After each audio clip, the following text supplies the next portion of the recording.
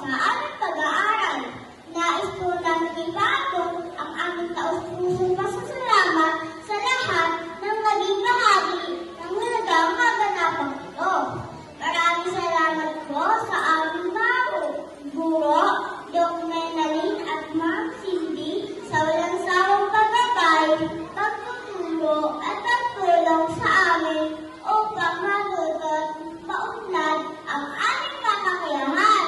Sa aming punong guro, Ma'am Maylin, maraming salamat po sa patuloy na pagsuporta at paggabay sa aming mga guro at pagsisiguro ng maayos at kumpleto ang aming pangangailangan sa silid-aralan.